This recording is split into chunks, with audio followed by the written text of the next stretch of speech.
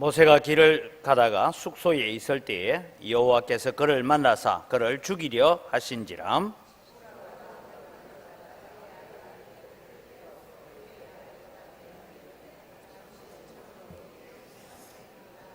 같이 읽습니다.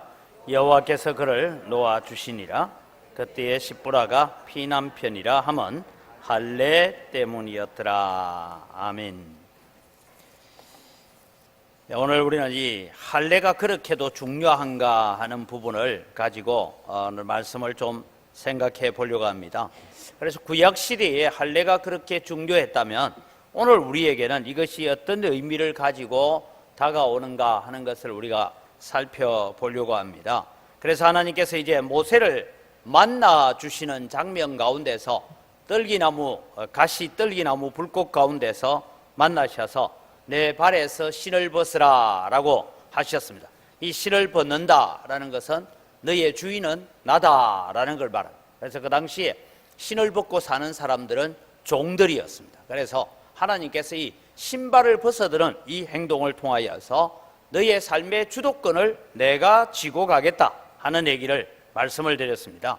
그 다음에 모세의 손에 들린 지팡이와 모세의 손을 떠난 지팡이의 차이가 뭐였느냐, 우리가 잘 알다시피 모세의 손에 들려 있을 때는 능력을 행하고 하나님의 살아계심의 능력을 행하는 그런 지팡이가 되었는가 하면 모세의 손을 떠나니까 뱀이 됐더라. 그래서 여러분, 오늘 우리는 늘 하나님의 손에 붙잡혀 있는 하나님의 백성들이 되어야 됩니다. 그래서 우리는 제가 예화를 들었던 것처럼 사울이라는 왕은 처음 왕이 될 때는 참 겸손하고 부끄럼도 많고 아주 훌륭한 왕이었지만 이 사울에게 하나님이 떠나가게 되니까 어떡합니까? 악신이 임하여서 그래서 나중에는 신접한 여인에게 묻고 그리고는 나중에 자결해서 죽는 그런 비참함을 가져왔던 것을 우리가 알 수가 있습니다. 그래서 우리는 늘 하나님 손에 붙잡혀 있는 하나님의 백성이 되기 위해서 애쓰고 수고하고 또 순종하고 걸어가야 될 것입니다. 이제 제가 설교를 하지 않았지만 여러분, 모세가 이제 애굽으로 가는 얘기가 오늘 나오지만 사실 모세는 애굽으로 가기를 싫어했습니다. 왜냐하면 두 가지가 있다고 해서, 첫째는 내가 너무 늙었습니다. 나이가 80입니다. 이 얘기가 있고, 그 다음에 모세가 가기 싫어하는 이유 중에 하나는 왜 40년 전에 제가 일하려고 할 때는 왜 하나님 가만히 있다가 이제라서 가라고 합니까? 하는 그런 울분을 가지고 있는 이 모세를 하나님께서 어렵게 설득하고 설득하는데 무슨 얘기까지 하느냐 하면, 여러분, 모세는 이런 얘기를 해요. 하나님, 나는 혀가 뻣뻣한 사람이라서 말을 잘 할 줄 못합니다. 이 얘기를 해요. 사장에 보면 그 얘기를 하는데, 여러분, 과연 모세는 말을 잘 못했을까요? 그래서 제가 고민을 해봤어요. 모세가 왜 이런 말을 할까? 모세는 여러분, 바로의 궁중에서 직접 왕자로서의 모든 무술과 모든 학문과 지식을 다 배웠는데 나는 혀가 뻣뻣해서 말 잘 못합니다. 그러니까 하나님께서 무슨 얘기를 합니까? 내 형 아론이 말 잘하지 않느냐? 그러니까 아론에게 입에다가 말을 넣어주면 아론은 너의 대변자가 되어서 말을 할 것이다. 그래서 우리 흔히 말하는 청와대 대변인이나 여러 정당의 대변인처럼 그렇게 아론을 대변인으로 쓰겠다, 그렇게 말씀합니다. 그러니까 모세가 하는 말이, 그래도 하나님 보낼 만한 사람을 보내십시오. 그래서 하나님께서 이 모세를 향하여서 노를 바라시면서까지 가라 그랬습니다. 그래서 설득해서 이제 애굽을 향하여 어렵게 떠난 모세입니다. 사실 여러분이 이제야 기회가 왔구나, 이제 때가 왔구나 뭐 이러고 지금 애굽을 향하여 가자 이러고 가는 게 아니고, 난 안 갈래요 하니까 하나님께서 억지로 막 등을 떠밀다시피 해서 지금 애굽으로 가고 있습니다. 그런데 여러분, 참 중요한 것은 20절을 보면 무슨 얘기를 하고 있느냐 하면, 그가 가는데 손에 누구의 지팡이를 잡았다고요? 하나님의 지팡이를 잡았다. 이 지팡이가 예전에는 누구 지팡이였어요? 모세 자기 거예요. 그런데 갑자기 이제 이 지팡이가 더 이상 모세의 지팡이가 아니고 하나님의 지팡이가 되어집니다. 그래서 성경을 적을 때에 그냥 적은 것이 아니라 이제 이 지팡이는 하나님의 권능을 나타내고, 예전에는 왕자의 권위를 나타내고 자기의 신분을 나타내는 것이었지만 이제는 하나님의 권능을 나타내는 지팡이가 되어서 가고 있습니다. 이 하나님의 지팡이를 들고 순종해서 이제 출발을 합니다. 여러분, 미디안 광야라는 것이 어디냐라고 학문적으로 많은 논란이 있지만, 지금 모세가 출발하고 있는 이 미디안 광야가 어디냐 하면 사우디아라비아의 서쪽 해변을 차지하고 있는 지역이라고 보여집니다. 그럼 여러분, 거기서 저 애굽까지 가는 것은 요즘 비행기 타고 가도 제법 시간이 걸리는데, 그때 당시에는 하루 이틀에 가는 일이 아닙니다. 그래서 거의 한 달 이상을 이제 낙타를 타고 걸어서 그렇게 가야 되는 그 길을 걸어가고 있는데, 어느 날이었어요. 아마 이것이 성경학자들은 첫째 날이었다, 그렇게 얘기를 합니다. 모세가 장인의 집을 떠났어. 이제 이드로의 집을 떠나서 출발을 해서 가다가 보니까 해가 졌습니다.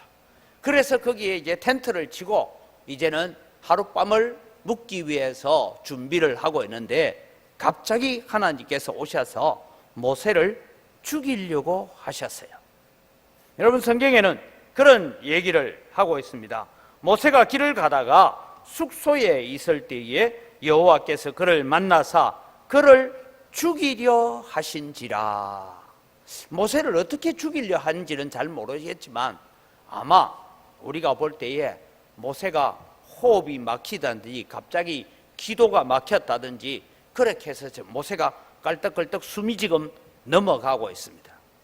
이때에 이 십보라가 얘기를 하죠.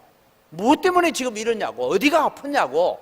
여러분, 성경은 기록 안 하고 있지만 그렇게 얘기를 하다 보니까 이 십보라가 뭘 합니까? 자기 아들 게르솜의 양피를 베어서, 즉 여러분, 남자아이가 태어나면 꼬추 앞에 살갗이 길 거 있잖아요. 그걸 잘라서 이제 모세의 발에 갖다 대면서 진실로 당신은 나의 피난편입니다. 그렇게 될 때에 모세가 곧 숨이 넘어가던 사람이 멀쩡해졌다, 이 말입니다.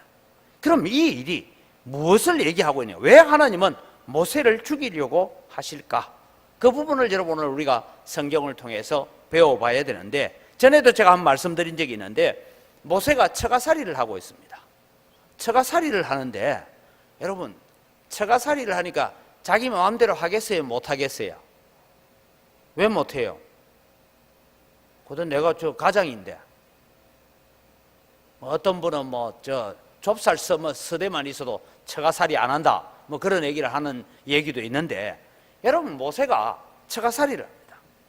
아마 이 처가살이를 하는 40년 동안 이제 아이가 둘이나 태어나는데, 모세가 아이를 낳고 난 다음에 이 아이에게 할례를 행해야 되겠다, 그렇게 하니까 엄마 입장에서는요, 처음 듣는 얘기예요. 지금 무슨 얘기를 하냐고, 왜 아이 고추 앞을 잘라야 된다, 말도 안 되는 소리 하지 마라 이러니까, 그냥 처갓집에 붙어가지고 밥 먹고 살려면 찍소리도 못하고 있어야 돼. 안 그러면은 쫓겨나야 돼요.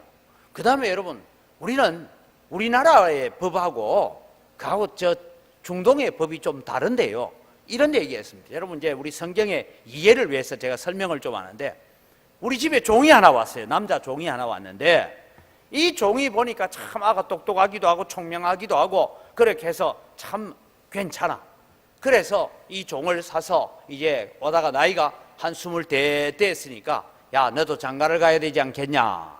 그래서 집에서 태어난 다른 여종을 하나 둘이 보니까 서로 좋아하는 것 같고 해서 결혼을 시켰어요. 결혼을 시켰는데 이 종이 말이죠, 자기가 몸으로 팔려왔는데, 예를 들면 우리로 요즘 시세로 말하면 한 5억에 팔려왔다 칩시다. 그래서 팔려와서 종으로 있다가 자기가 매일 품삯 받는 거 모으고 이래 다 해가지고 5억을 벌었어요. 그래서 주인님, 제가 제 몸을 5억에 사오셨는데 제가 이제 제 사온 돈 5억 여기 있습니다 하면 자유인이 돼요. 그죠?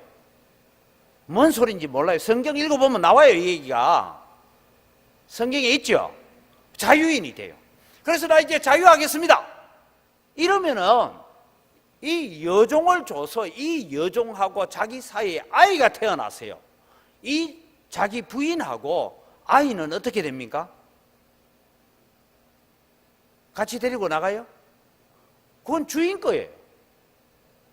그래가지고 자기는 자유인으로 나가도 자기 아내와 태어난 아이들은 여전히 주인 집에 종으로 있습니다.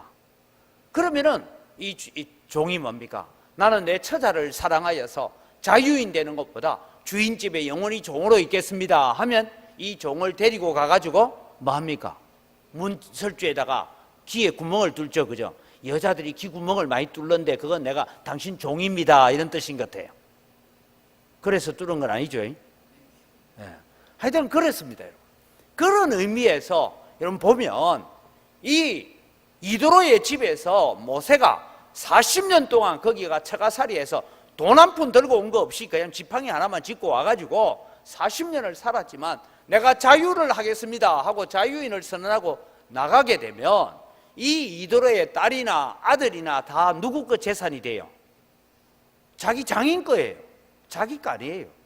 이런 일이 있단 말이죠. 그러니까 여러분 이런 상황에서 우리가 그냥 우리 한국에서 말하는 처가살이하고 여러분 이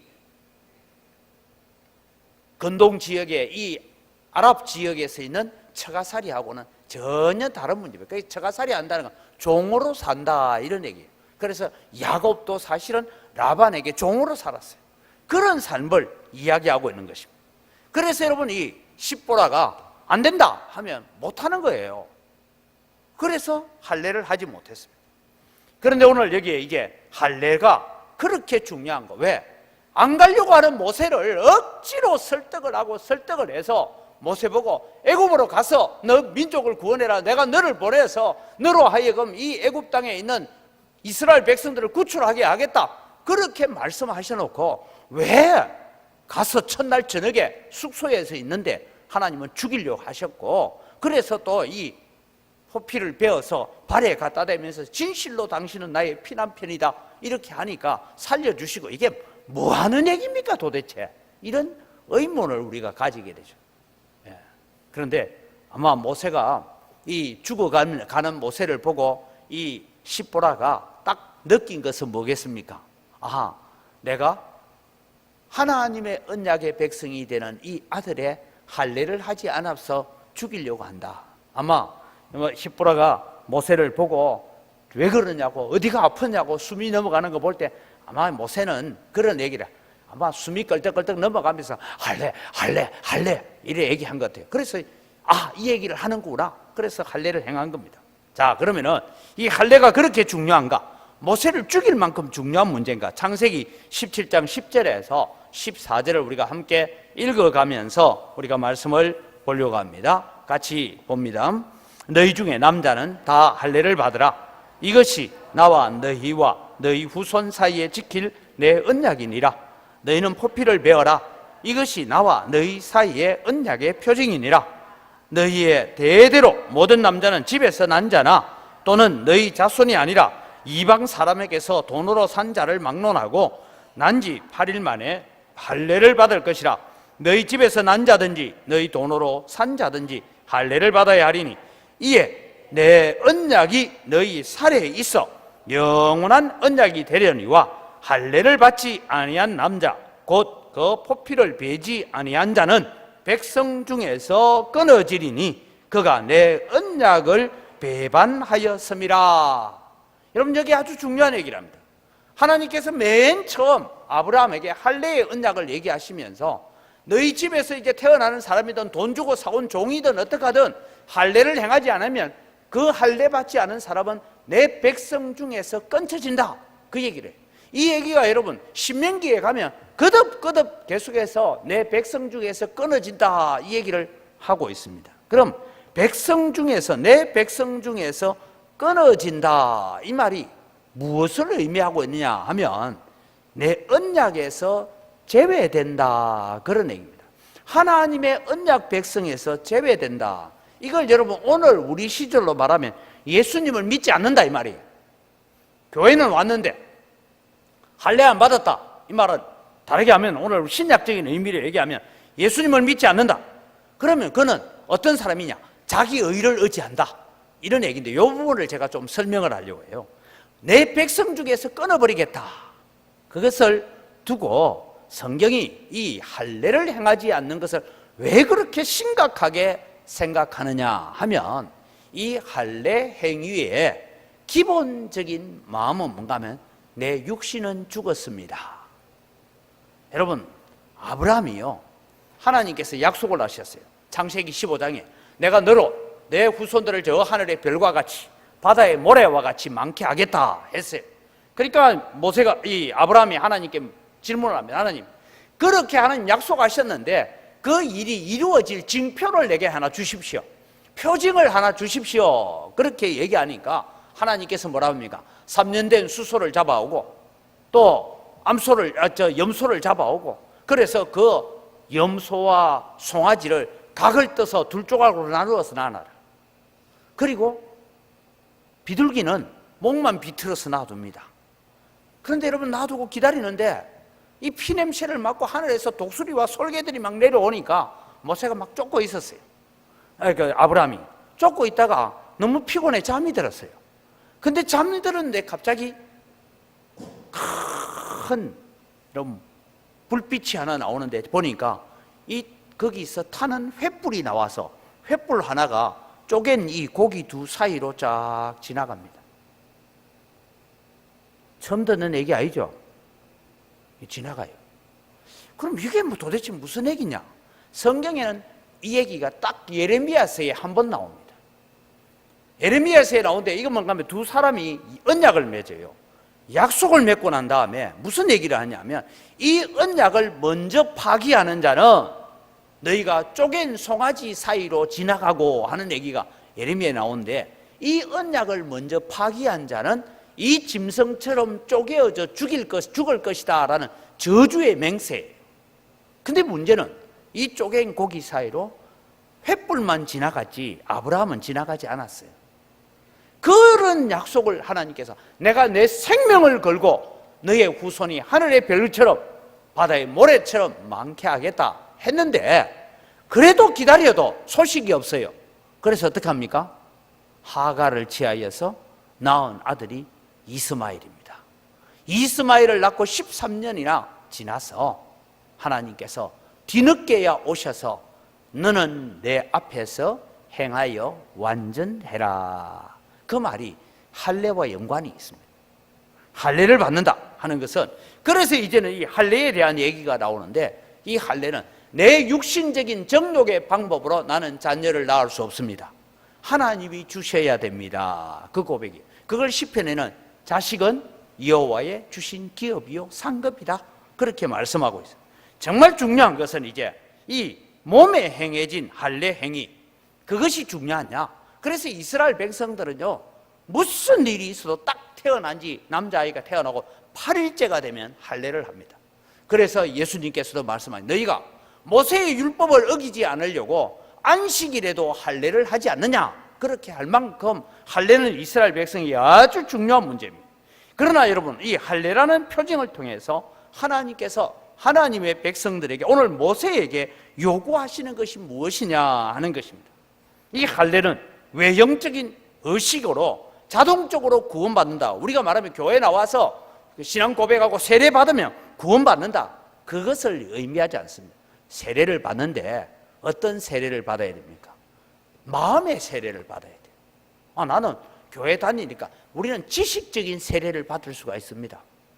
예수 그리스도를 진정으로 고백하지 않고 교회 한참 다니다 보니까 다 이해가 되고 뭐 설명도 이해가 되고 나가서 나도 이 전도도 할 수 있을 정도로 되니까 우리 세례 받을 수 있어요.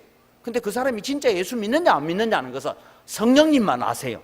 목사가 세례를 주지만 고백을 하니까 주긴 주는데 진짜 믿는지 안 믿는지 잘 모르겠어요. 때로는 여러분 교회 집사님이 되고 권사님이 되고 장로님이 되고 해도 정말 저분 예수 믿는지라는 의문이 드는 사람이 들어있어요. 그러겠어요. 여러분, 오늘 우리는 마음의 할례를 이야기하고 있는 것입니다. 그래서 신명기 10장 16절에 보면 이미 무슨 얘기를 하냐, 하나님께서 그러므로 너희는 마음의 할례를 행하고 다시는 목을 곧게 하지 말라. 그러니까 육신의 할례가 중요한 것이 아니라 하나님 앞에 목을 곧게 하지 말라, 그 얘기. 신명기 30장 6절에도 내 하나님 여호와께서 내 마음과 내 자손의 마음에 할례를 베푸사, 마음의 할례를 베푸사 내가 마음을 다하며 뜻을 다하여 내 하나님 여호와를 사랑하게 하사 내게 생명을 얻게 하실 것이며 라고 합니다. 계속해서 8절에서 10절을 보면 너는 돌아와 다시 여호와의 말씀을 청종하고 내가 오늘 내게 명령하는 그 모든 명령을 행할 것이라. 내가 내 하나님 여호와의 명령을 청종하여 이 율법책에 기록된 그의 명령과 규례를 지키고 내 마음을 다하며 뜻을 다하며 여호와 내 하나님께 돌아오라. 이것이 할례 받는다, 마음의 할례라는. 예레미야 선지자도 동일한 얘기를 하고 있습니다. 예레미야 4장 4절에 보면 유대인과 예루살렘의 주민들아 너희는 스스로 할례를 행하여 너희 마음 가죽을 베고, 즉 육체의 가죽만 베는 것으로 할례를 하는 것이 아니라 마음의 가죽을 베고 나 여호와께 속하라 라고 그렇게 말씀하고 있습니다. 여러분, 여기서 이제 모세의 아들에게 할례를 행한다는 것은 무엇이 중요하냐라는 것이죠. 그것은 너가 가서 출애굽이라는 위대한 사명을 감당하고 위대한 사역을 하는 것도 중요하지만 그것보다 더 중요한 것은 뭡니까? 마음의 할례를 행하느냐, 즉 너희 가정이 구원받았느냐 이 얘기입니다. 내 자식이 구원 백성이 됐느냐, 너 게로섬이 구원의 백성이 됐느냐, 그것 안 되고 난 뒤에 가서 하나님의 일을 한다고 사역하지 말라. 다르게 말하면 아직 십보라의 마음은 남편이 지금 산에 올라가가 이상한 거 보고 와가지고 이상한 소리를 하니까 따라가기는 따라가는데 십보라의 마음은 여호와가 누군지 알아요, 몰라요? 몰라요. 그러니까 이제 하나님께서 이 가정의 온전한 주인은 나다, 그것을 강조하면서 주님께서 가시는 것입니다. 그래서 여러분, 오늘 여기에 할례를 받는다라는 것은 마음의 할례요, 하나님의 백성의 참 표식을 가지는 것이 할례다라는 것을 말씀합니다. 다르게 말하면 목을 곧게 하지 아니하고 마음을 다하며 뜻을 다하여 하나님을 사랑하고 하나님의 말씀을 청종하고 그가 명령하시는 모든 명령을 따르는 것, 하나님께 속하여 산다. 그래서 하나님 앞에 나의 삶이 먼저 완전해져야 된다라는 것이 마음의 할례다라는 것을 말씀하고 있습니다. 그러면서 이 모세를 통해서 우리에게 주는, 오늘 우리에게 주는 교훈을 생각하려고 합니다. 여러분, 우리는 어떤 일 중심으로 뭘 하려고 해요.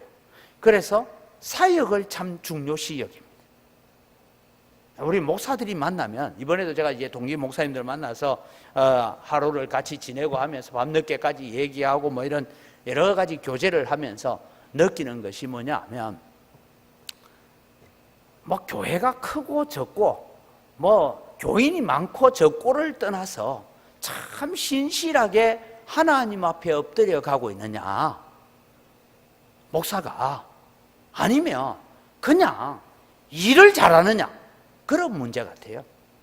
정말 하나님께서 요구하시는 것이 무엇입니까? 하나님께서 요구하시는 것은 위대한 업적을 남겨놓고 위대한 사역을 하나 만들어 놓고, 그 목사님이 있을 때 우리가 50명에서 시작해서 500명까지 됐다. 물론 그거 중요해요. 그럼 어디 와가지고, 우리 교회가 여러 가지 어려움 가운데 있었는데 그 어려움들을 잘 해결했다. 저는 제가 은광교회를 떠나고 난 뒤에 제일 걱정되는 것 중에 하나가, 우리 장 목사님 그 어려운 때 와가 재개발 문제 해결 다 했다, 그 얘기만 남을까봐 제일 걱정이에요. 목사님 그때 강대상에 서기만 그렇게 힘들어도 강대상에 서기만 하면 불과 같은 설교를 하고 그때 말씀의 은혜 받은 거 남아야 되는데, 제가 떠나고 난 뒤에 늘 추억 속에는 목사님 재개발을 성공적으로 잘 막아가지고 교회 재산 지킨 것만 기억할까봐 제가 제일 두려워요. 그게 아니에요. 정말 여러분, 오늘 우리가 기억해야 될 것이 뭐냐면, 하나님께서 이 모세를 왜 길에서 죽이려고 하십니까? 그것은 이 할례 문제가 아브라함에게는 하나님 맺으신 언약인데 할례를 받지 않으면 백성 중에서 끊쳐버리겠다. 다르게 말하면 교회에서 제명해서 출교시킨다 이 말입니다. 요즘 교회로 말하면 너는 예수 믿는 사람 아니야? 그러니까 교회 출교 처분하는 거예요. 여러분, 벌 중에 제일 무서운 벌이 출교 처분이에요. 그런데 여러분, 이 할례 문제가 왜 중요하냐? 모세야, 너가 가서 출애굽의 사역을 이루고 출애굽의 역사를 이루는 것도 중요하지만 사역보다 더 중요한 것은 내 마음이 하나님 앞에 온전히 순종되어지는 것이다. 헌신보다는 순종의 모습이 더 아름다운 것이다. 그런다고 헌신이 잘못됐다는 거 아니에요. 헌신해야죠. 그러나 여러분, 오늘 우리가 살아가면서 우리는 자꾸만 일 중심으로, 사역 중심으로 무엇인가를 생각하려고 하고 업적 중심으로 무엇을 이루려고 합니다. 예를 들면 그래요. 내가 전도회 회장할 때 뭘 하나 이루어 놨다. 내가 협의회 회장하면서 뭘 하나 만들어 놨다. 그거 별로 중요하지 않아요. 근데 그거 중요해요. 교회 사역을 위해서는. 근데 그것보다 더 중요한 의미를 우리 가슴 속에 가져야 되는 것이 뭐냐면, 내가 마음을 다하고 뜻을 다하고 힘을 다하여서 하나님의 말씀에 순종하고 있느냐. 이것이 여러분, 오늘 모세를 길에서 죽이려고까지 하시면서 할례 문제를 모세의 가정에 들고 오고 계시는 하나님을 우리는 바라봐야 된다라는 것입니다. 여러분, 우리는 교회의 직분을 받아서 그 직분을 가지고 직분에 합당한 존재로 우리가 쓰임받기를 위해서 기도하고 그렇게 애쓰고 그렇게 일합니다. 그러나 여러분, 우리는 드러나는 것은 뭐만 드러납니까? 사역만 드러나요. 드러나는 것은 어떤 일의 열매만 나타나요.